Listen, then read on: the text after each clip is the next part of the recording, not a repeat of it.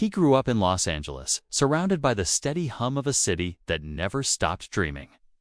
He studied business in college, never once stepping on a stage or auditioning for a play. Acting was the farthest thing from his mind.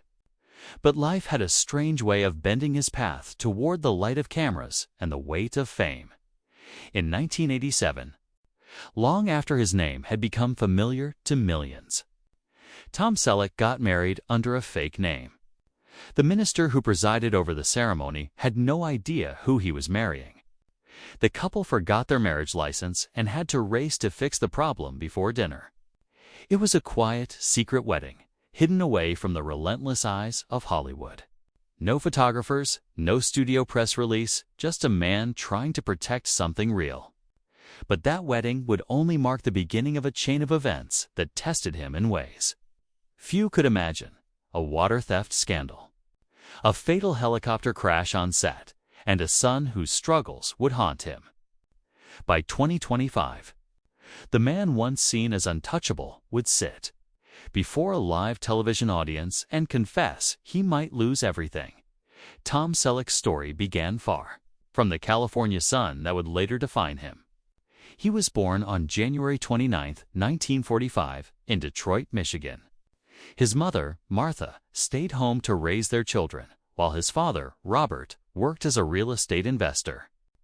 During those years, Robert was also serving in the U.S. Army, helping with B-29 bombers in the final years of World War II. Tom was their second child, following his older brother Bob, who had been born a year earlier. Two more children would come later, Martha and Daniel, completing a family that lived humbly in a city of factories, smoke, and noise. In 1948, when Tom was just 3 years old, his father made a decision that changed everything. He packed up their modest life in Detroit and moved the entire family to California. It was an enormous risk. He took a commission-only position with Coldwell Banker in Los Angeles. No salary, no safety net, just pure belief in his ability to sell. They settled in Sherman Oaks, which was still more farmland than suburb at the time. Robert believed California would give them a better life, and eventually, his gamble paid off. By 1960, he was earning $70,000 a year in commissions, nearly the same as the President of the United States. But before success came, there were lean years when every dollar mattered. For young Tom, growing up in California wasn't easy. He was taller than nearly everyone around, man-awkward, towering presence in every classroom. Eventually, he would reach 6'4", and his height, once a source of discomfort, became his advantage. He joined the basketball team at Grant High School and quickly became a standout player. He played baseball, too, learning how to focus, how to move with purpose, and how to channel that quiet discipline into something larger than himself. But adolescence has a way of humbling even the most promising kids. When he was 17, an accident nearly ended everything. He was riding in his mother's red Chevy Corvair with two friends, cruising down the twisting curves of Mulholland Drive when the car lost control. It went airborne, spun, and crashed hard against the hillside. The wreck was so bad that decades later, Selleck opened his 2024 memoir, You Never Know, with that story. They survived, but the moment changed him. He became cautious, deliberate, aware of how quickly life could disappear. Money was tight in those early years. Even as his father began to find success in real estate, the family still felt the weight of California's high cost of living. Tom took part-time jobs through high school selling clothes, sweeping floors, doing whatever he could to help.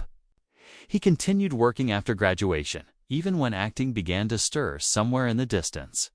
Valley Junior College was his first stop after high school because it allowed him to live at home and save money. He'd always dreamed of attending the University of Southern California, but there was no scholarship for him at first. He was offered a full basketball ride to Montana State, but he turned it down. He wanted USC and nothing else. So he worked and saved, inching closer. Finally, in 1965, he made it at USC. He joined the basketball team, but wasn't a star. He scored 4 points in 7 games his first season, then none in 3 games the next. His coaches said he was quick, but lacked defensive edge. His dream of a sports career faded quietly. He switched his focus to his business major and began taking odd jobs. He worked for United Airlines as a campus representative and joined the Sigma Chi fraternity. His fraternity brothers thought he was too serious, too focused on grades and work. One day, they convinced him to do something completely out of character. They pushed him to appear on the dating game. He went on national television in 1965 and again in 1967, and lost both times. The rejection stung. His good looks, his charm, none of it worked. Years later, he would call those appearances the most embarrassing experiences of his life. But what felt humiliating at the time ended up changing everything. A casting agent saw him on television and thought he had presence. Soon after, he landed an audition for a Pepsi commercial. He got the job. The role was simple: dunk a basketball on camera and smile. He drank so much Pepsi during the shoot, he ended up sick. But the paycheck, $1,000, was more money than he'd ever made at once. That single commercial led to an offer from 20th Century Fox's acting program, the beginning of a dream he hadn't even known he had. Then the Vietnam War changed everything again. In 1967, he received his draft notice. Rather than risk being sent to combat, he joined the California National Guard's 160th Infantry. He served from 1967 to 1973, rising from sergeant to second lieutenant after completing training at the California Military Academy. He even responded to the Watts riots in Los Angeles, a chaotic moment that left a lasting mark on him. While he served, 20th Century Fox quietly dropped his contract. He kept his uniform in the trunk of his car, always ready for sudden deployment even when he was racing to auditions. When his service ended, he studied acting seriously at the Beverly Hills Playhouse under Milton Katselas, a teacher known as both a genius and a tyrant. Katselas demanded complete submission from his students. They had to stand and clap when he entered the room. He screamed at them to find truth, sometimes to the point of tears. Some called him abusive, others called him brilliant. Rumors swirled that his classes were tied to Scientology recruitment. Selleck stayed, never joining the religion, but enduring every test to pay his bills. He modeled.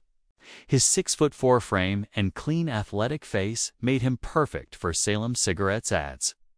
The commercials paid better than anything else, but years later, when fame arrived, those ads came back to haunt him. Reporters questioned why he'd promoted smoking.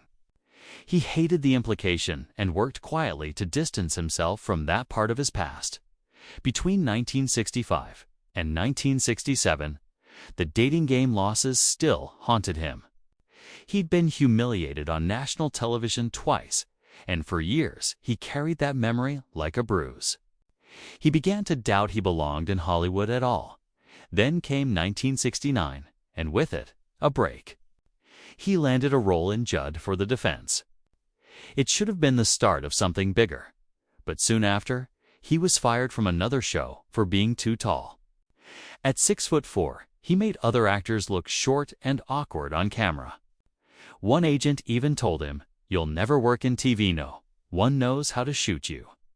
It was a blow that nearly broke him. He survived on guest spots and commercials, always one step away from quitting. From 1974 to 1979, he appeared in 6 episodes of The Rockford Files as Lance White, a charming detective. But the work wasn't easy. He clashed with the show's star, James Garner. Selleck wanted Lance to feel grounded and real. Garner wanted him to be light, almost comedic, a contrast to his own character. They argued over tone, rewrote scenes on set, and by the end, the tension was impossible to ignore. In 1972, Selleck traveled to the Philippines to film Daughters of Satan, a low-budget horror movie. The production was chaotic and unsafe. During one scene involving fire, the special effects went wrong. Real flames burst too close, burning his hair and arms. The crew barely spoke English, and safety standards were non-existent. The studio covered up the incident. Selleck finished the film, shaken but grateful to be alive. By 1976, he was still fighting for steady work. He landed a brief role on Charlie's Angels as one of the Angels' boyfriends, but after a single episode, he was fired. Producer Leonard Goldberg said Selleck's height made the women look too small on screen. "There's no chemistry," they told him. The show went on to become a phenomenon without him. Money dried up again. He owned one decent suit and wore it to every audition. Director Robert Sallin, who cast him in a soap commercial, remembered that same suit being both his costume and his real-life wardrobe. Then came the script that would change everything Magnum P.I. when Selleck first read it. He hated it.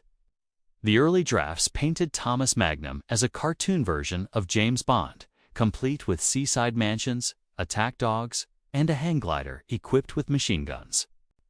"I don't want to play what I look like," Selleck told the producers. He'd done 6 failed pilots already and felt this might be his last chance. But he refused to fake it.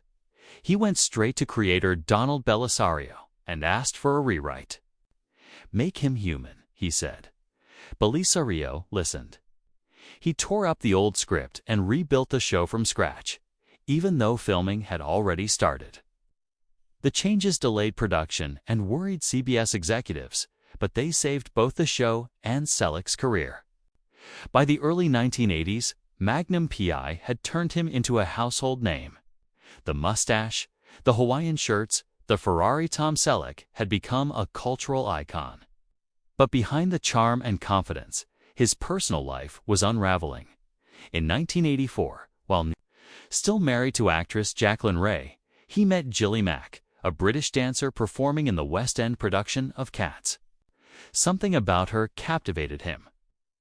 He went back to see the musical again and again 12 times in total. His Magnum co-star Jane Seymour teased him, saying she couldn't understand why he kept returning. Tabloids smelled blood. Rumors of an affair spread across continents. Gilly Mack barely knew who he was. Her television had been stolen months earlier. And she'd never even seen Magnum P.I., but after each show, they would meet quietly for dinner, talking long after the restaurants emptied. In 1982, Tom divorced Jacqueline, though people never stopped whispering that Gilly had been part of the reason. That shadow followed them for years. Then came the heartbreak that still lingers in every telling of his story. Just before Magnum P.I. took off, Steven Spielberg and George Lucas chose Tom Selleck to play Indiana Jones.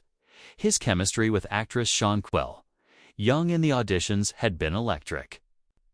But there was a problem. He was under contract with CBS. He went to Spielberg and told him the truth. The network refused to release him. A few months later, the irony hit hard. A Screen Actors Guild strike in 1980 shut down Magnum filming for 6 months, the exact window in which he could have shot Raiders of the Lost Ark. Instead, he waited in Hawaii, watching as Harrison Ford took the role and became a global superstar. "I didn't see myself as a victim," Tom said years later, "but I wasn't happy about it." That lost role might have cost him over $100 million. That same year, tragedy struck Magnum's set. A helicopter crashed during filming, killing 33-year-old camera operator Robert Vander Kar. The pilot, Robert Sanders, survived but was badly injured. They had been shooting a routine ocean scene off the coast of Oahu when the chopper went down. Sanders dove again and again, trying to save Vander Kar, but it was too late. Tom was devastated. He demanded changes, better safety protocols, more coordinators, backup equipment, full briefings before any aerial scene. Universal Studios pushed back, calling it too expensive. Selleck wouldn't back down. "It's lives we're talking about," he said. His stand eventually forced improvements not only on Magnum P.I. but across the industry. By the time the show ended on May 1, 1988, over 50 million people watched its final episode. On screen, he was the epitome of charm and strength, but behind the scenes, he was exhausted. CBS had tried to cancel Magnum P.I. early, fighting with him over contracts and budgets. The end felt less like a triumph and more like survival. And so the man who had once been fired for being too tall had climbed to the top of television, scarred, humbled, and forever changed by the long road that led him there. He grew up in Los Angeles, surrounded by the pulse of a city that never truly slept, where every billboard promised fame and every streetlight shimmered with restless ambition. From the outside, it might have looked like Destiny Los Angeles, the future home of countless stars, but for young Tom Selleck, the idea of acting was as distant as the moon. He studied business, not performance, memorized figures instead of lines, and never once auditioned for a play. The stage belonged to others. His plans were simple: graduate, find a stable career, build a life grounded in logic and effort.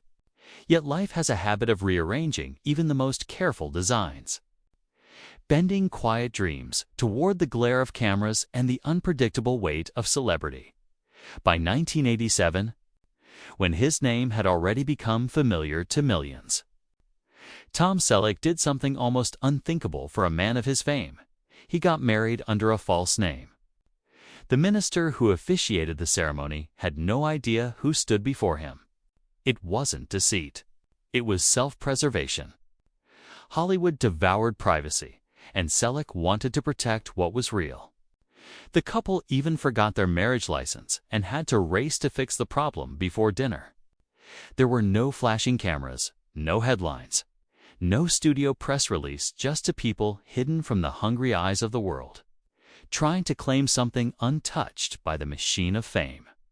Yet that quiet wedding would only be the first in a long chain of events that would test every part of him. A water theft scandal that stained his reputation, a fatal helicopter crash that haunted his set, and a son whose private struggles would follow him for years. By 2025, the man once seen as unshakable would sit beneath the lights of a live television studio and admit, with quiet gravity, that he feared losing everything he had built. But Tom Selleck's story began far from the sunshine and palm trees that would later define him.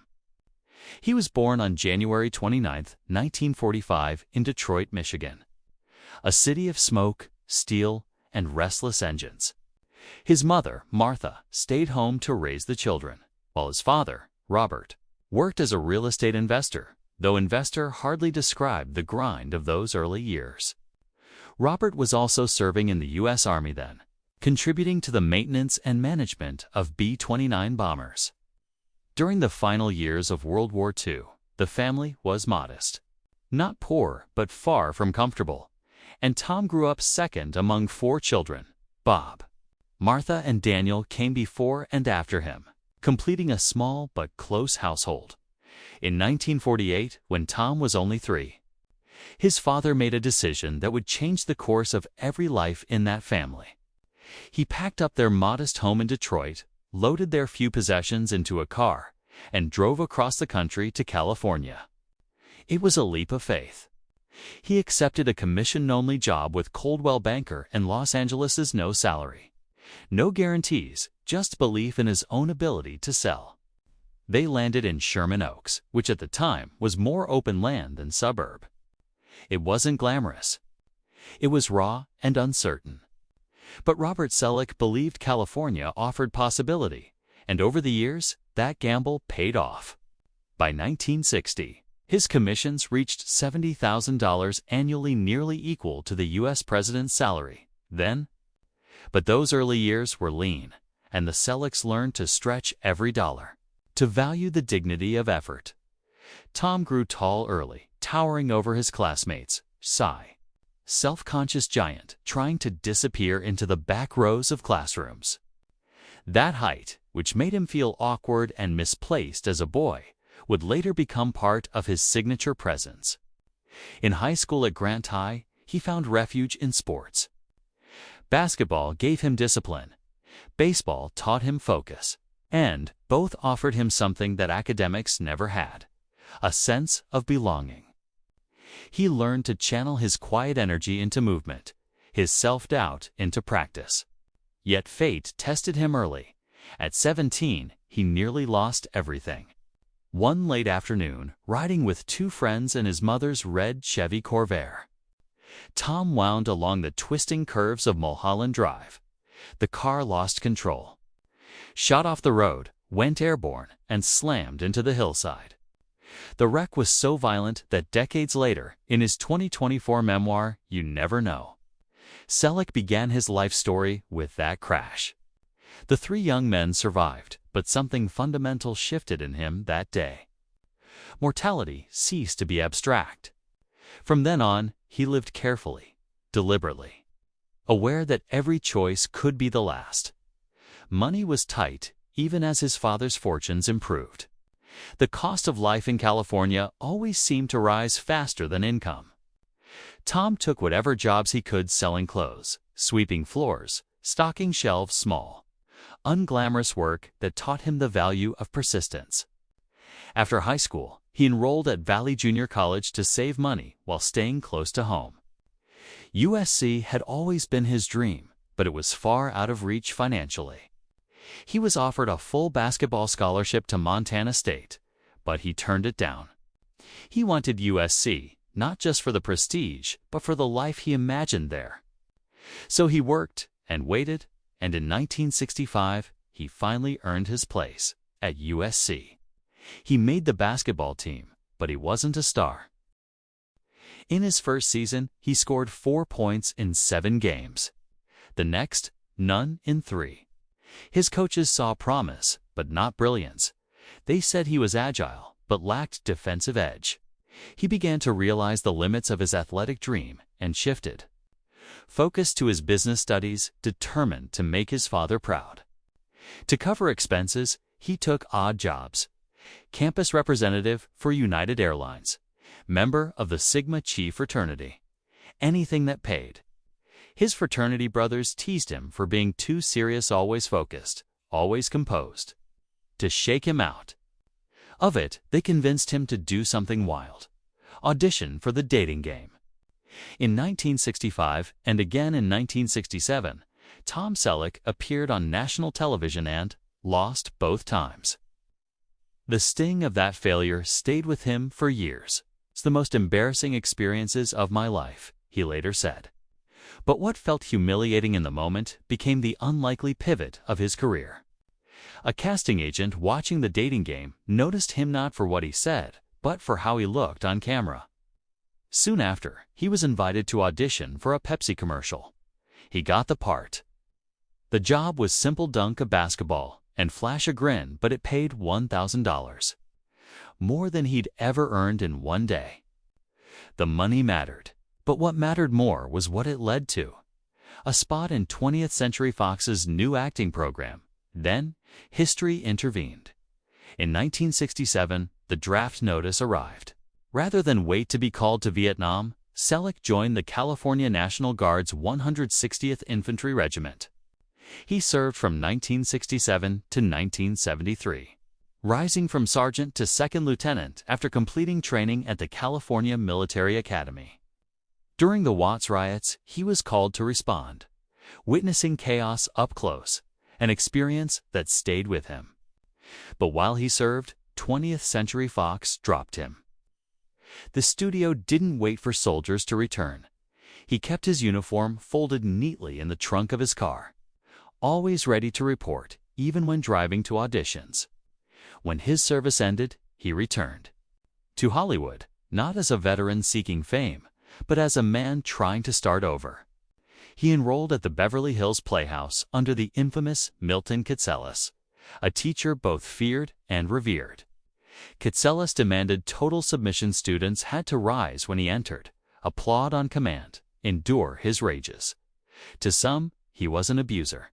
To others, a genius. Rumors tied his classes to Scientology, but Selleck kept his distance, enduring the lessons. not the ideology. Modeling paid the bills. His height and chiseled features made him ideal for print ad silum cigarettes, cologne, men's fashion. The pay was good, the work easy, but later he'd regret it. When fame found him, reporters unearthed the cigarette ads, accusing him of glamorizing smoking. He hated the suggestion and distanced himself quietly from it. Throughout those years, doubt haunted him.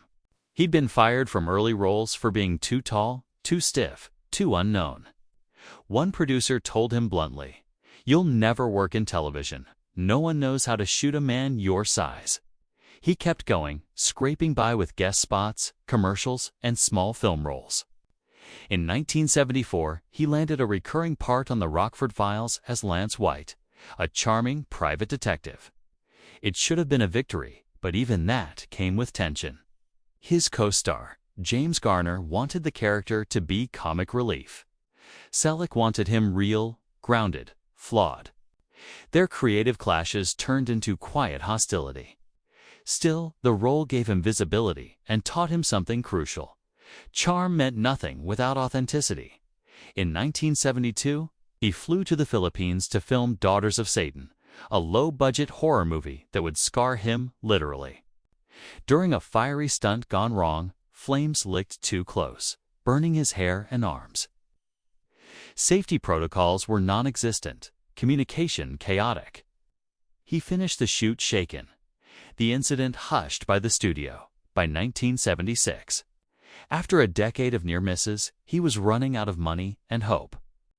A brief stint on Charlie's Angels ended abruptly. He was fired after one episode. Producer Leonard Goldberg told him his height made the female leads look too small. It was a humiliating end. The show became a phenomenon without him.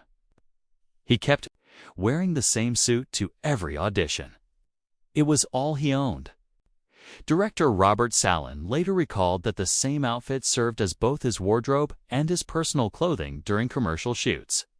Then, a final script crossed his path. Magnum P.I. At first glance, Selleck hated it. The original drafts painted Thomas Magnum as a cartoon James Bond with attack dogs and a hang glider armed with machine guns. "I don't want to play what I look like," Selleck told the producers. He'd already done 6 failed pilots. He couldn't afford another. Instead of walking away, he went to creator Donald Belisario and asked for change. "Make him human," he said. Belisario listened. He rewrote the series, gave Magnum depth, flaws, humor. CBS panicked over delays, but the decision saved the show and Selleck's career. By the early 1980s, Magnum P.I. made him a household name. The mustache, the Ferrari, the Hawaiian shirts, they became cultural shorthand for rugged charm. Yet behind that success, his life was in turmoil. His marriage to actress Jacqueline Ray was unraveling, and on a trip to London, he met Gilly Mack, a dancer in the West End production of Cats, Enchanted. He returned again and again 12 times to see the show. Pretending at first it was just admiration for the art, Gilly, unaware of his fame, was intrigued by his quiet persistence. Their dinners after the show stretched long into the night, full of laughter and the kind of gentleness fame rarely allowed. In 1982, he divorced Jacqueline. The tabloids spun their own stories, whispering that Gilly was the reason. The rumors never fully died. Then came the blow that would follow him forever. Spielberg and Lucas had chosen him, Tom Selleck, to play Indiana Jones. He'd tested with Sean Young. The chemistry was electric. But CBS refused to release him from Magnum P.I. His sense of duty held him back from breaking the contract. Months later, as a Screen Actors Guild strike paused filming, he watched helplessly while Harrison Ford took the role and became a global icon. "I didn't see myself as a victim," he later said, "but I wasn't happy about it." That lost opportunity might have cost him more than $100 million in potential earnings. But it also defined his integrity. Tragedy followed close behind. During Magnum P.I. filming, a helicopter crash killed cameraman Robert Vander Kar. The pilot survived, but was badly hurt. Selleck was devastated. He demanded new safety protocols, backup systems, stricter oversight. When Universal balked, he refused to back down. "We're talking about lives," he told them. His insistence led to changes that rippled through the entire television industry. On May 1, 1988, when Magnum P.I. aired its final episode, more than 50 million people tuned in. It was the end of an era. The man once fired for being too tall had become one of television's most enduring icons. But behind the mustache and the easy grin was a man who had learned. Again and again, that survival in Hollywood demanded not just talent, but endurance, humility, and the courage to start over when the lights dimmed.